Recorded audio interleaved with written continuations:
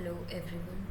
आज हम करने वाले हैं CDS 2022 वाला पेपर जो सेकंड का है। इसमें हमारा सबसे पहले जो क्वेश्चन है वो हमारा कॉम्प्रिहेंशन से है, रीडिंग कॉम्प्रिहेंशन। सबसे पहले हम डायरेक्शंस को पढ़ेंगे इसमें क्लियरली, देन ही हम क्वेश्चन पे जाएंगे। डायरेक्शन है, in this section you have 3 short passage. पीछे जितने भी हमने किए थे उसमें 2 शॉर्ट पैसेज थे, अब इसमें हमारे पास 3 शॉर्ट पैसेज आ गए। After each passage you will find some items based on the passage, read the passage carefully and answer the items based on it.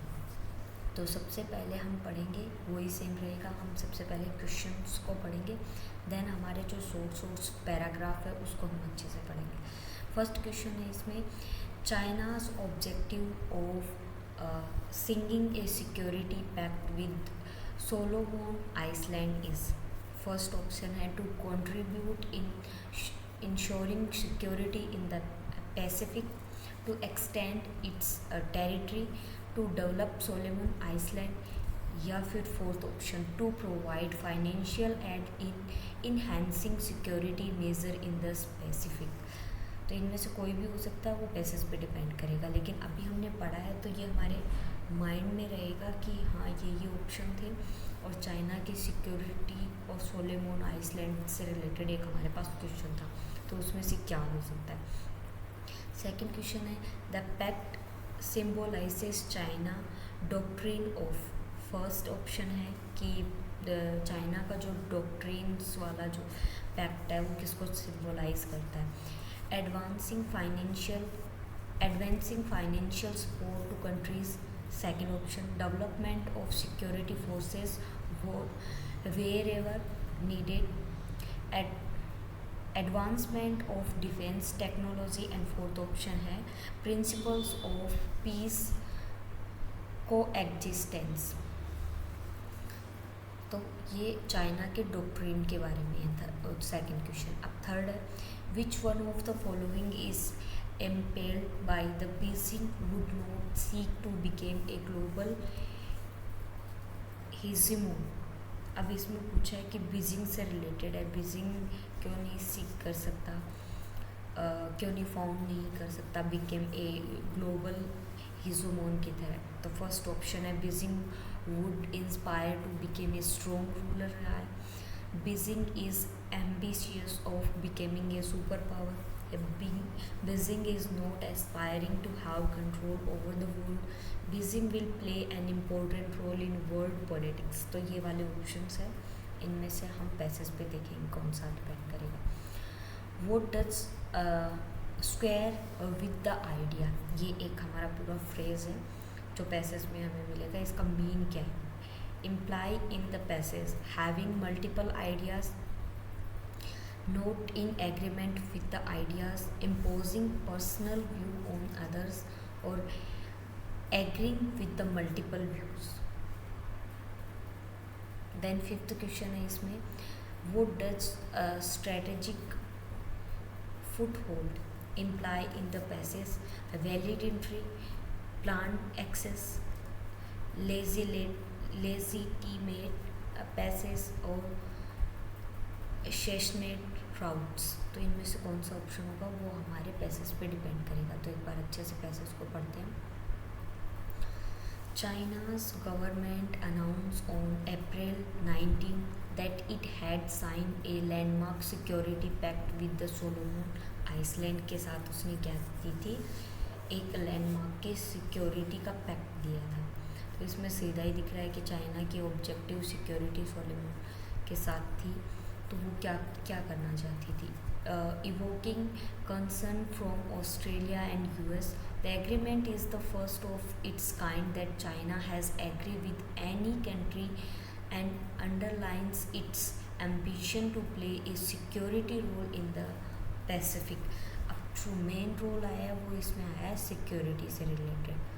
तो हमें भी ऑप्शन पे इसी पे जाना चाहिए कि उसने ये एग्रीमेंट किया था, उसका फर्स्ट ही पर्पज़ ये था, काइंड था कि चाइना साइन की थी सिक्योरिटी सोलोमन आइसलैंड के साथ। क्यों? क्योंकि वो उसकी टेरिटरी को एक्सटेंड करना चाहते थे, नहीं डेवलप करना चाहते थे। सोलोमन को नो फाइनेंशियल कोई इशू नहीं था। इसका आंसर होगा A, to contribute ensuring security in the specific, और जो कि हमारे पैसेज में दिया गया भी है कि सिक्योरिटी को वो क्या करना चाह रहे थे, इंश्योर करना चाह रहे थे। तो फर्स्ट आंसर हमें मिल चुका है। The final version has not be made public. It will pave the way for China to develop its security force there. The Solomon Islands can request police and military personnel to assist in the maintaining social order के लिए कहा। While China can make ship visit and use its ports for logistic। अब China ने क्या किया, वो अपने logistics और शिप का यूज़ कर सकते थे वो। This will give China vessels A strategic foot hold in the specific, और उसने ऐसे अपने स्पेसिफिक में स्ट्रेटेजिक फुट होल्ड रखे।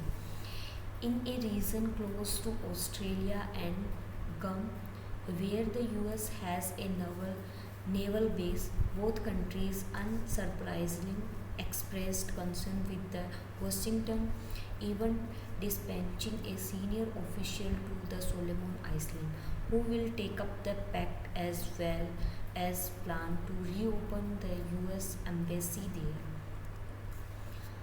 अब ये तो प्लान्स के बारे में बता रहा है। स्ट्रेटेजिक फुट होल्ड पे हमारा एक क्वेश्चन आया था यहाँ पे, तो वो देख लेते हैं। स्ट्रेटेजिक फुट होल्ड का मीन क्या है? Valid entry, planned access, legitimate passage और सैंक्शन रूट्स। एक बार दोबारा से हम पैसेज को पढ़ते हैं।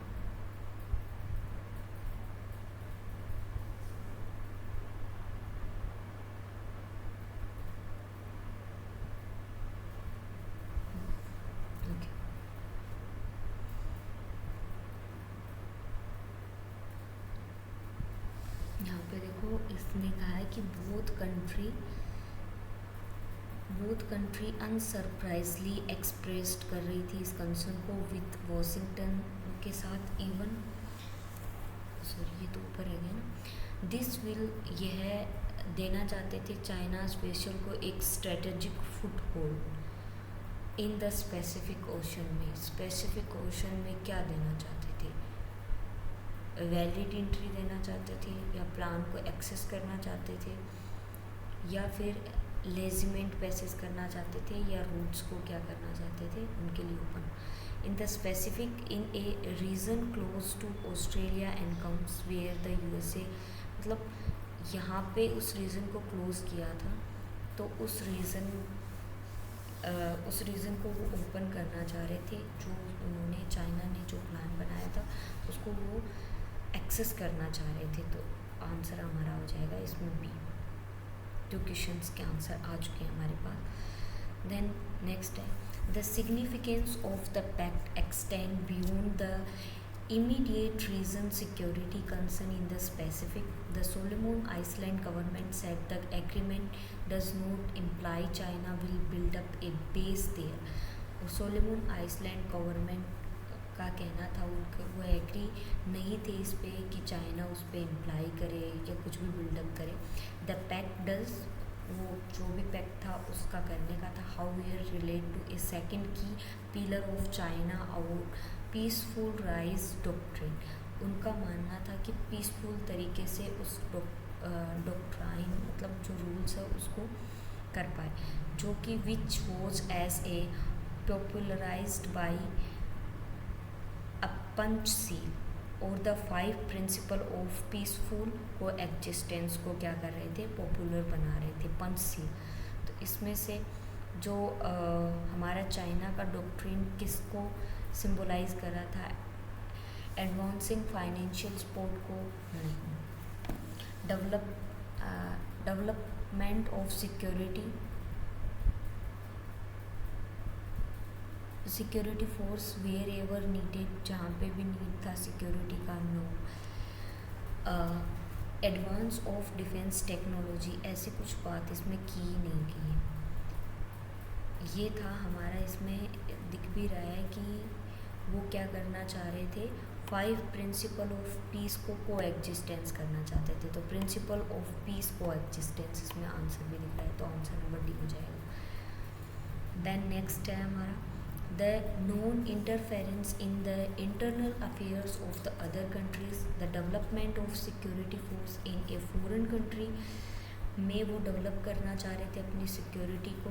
Certainly does not square with that ideas, उनका कोई इरादा नहीं था कि वो उसको स्क्वायर दैट करना चाहिए, मतलब बहुत ज़्यादा इम्प्लिकेट करना चाहे एक के साथ।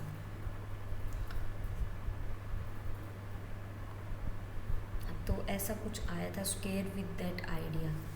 हमारे पास ये क्वेश्चन आया था, स्क्वायर विद दैट आइडिया, ये वाला।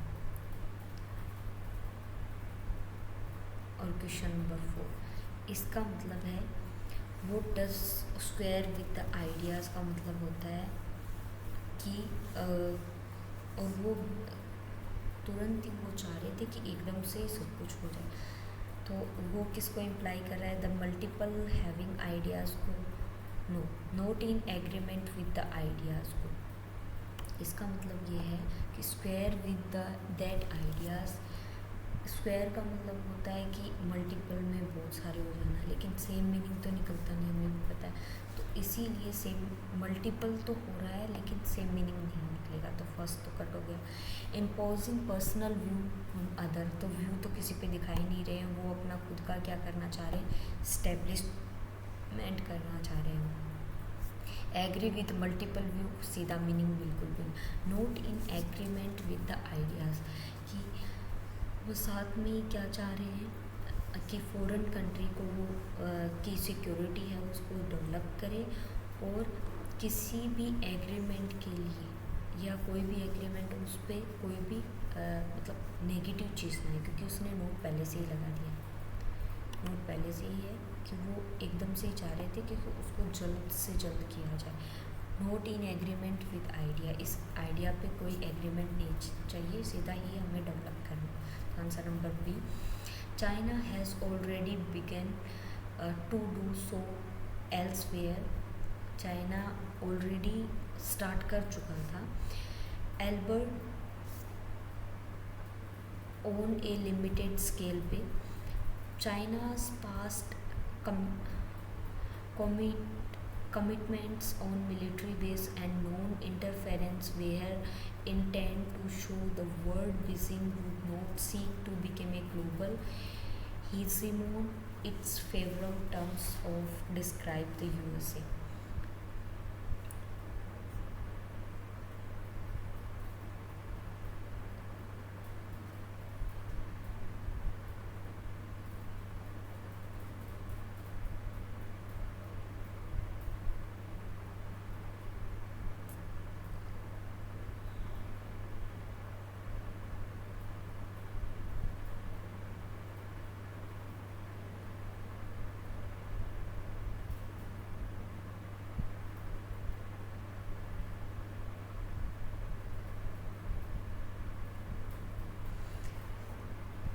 हेजिमोन का मतलब होता है किसी पे आधिपत्य जमाना, किसी पे फोर्सफुली उसको छीनना। तो वो क्या था, यूएसए उसको फेवरेट टर्म को इसको डिस्क्राइब किया। तो इससे रिलेटेड भी हमारे पास एक क्वेश्चन था, क्वेश्चन नंबर 3 था हमारे पास। Which one of the following is imply करता by the Beijing would not seek to become a global hegemon, नहीं है, नहीं पाया गया है। तो इसमें देखो, Beijing would inspire to become a strong, तो ऐसा कुछ तो बोला ही नहीं है इसने इंस्पायर करने के बारे में, कुछ ना कुछ नेगेटिव सेंस में ही जा रहा है। Beijing a ambitious to become a super power, no. Beijing a not aspiring to have control over the world, कि बीजिंग को इंस्पायर नहीं मिल रहा था ओवर द वर्ल्ड को वो कंट्रोल कर पाई, हो सकता है। Beijing will play an important role in world politics, ऐसा कुछ बोला नहीं गया। तो ऑप्शन नंबर सी। ऐसे करके हमने पैराग्राफ को भी पढ़ लिया और हमारे आंसर्स भी हो चुके हैं। देन सेकंड पैराग्राफ भी हम ऐसे ही कंप्लीट करेंगे। सबसे पहले इसके हम क्वेश्चंस को पढ़ लेते हैं। What is international carbon trading system here. First option है counting carbon emission by poor countries, poor country के थ्रू एमिशन हो रहा है इसका। A system of counting carbons every year, count किया जा रहा है कार्बन को। The exchange of carbon credits between nations के बीच में एक्सचेंज हो रहा है। Counting how develop countries evade accountability. Then second question है हमारा, what is the third issue being mention in the context of share of the revenue. Third issue के साथ मेंशन किया है। तो फर्स्ट ऑप्शन है the revenue may not be shared with the UN adaptation fund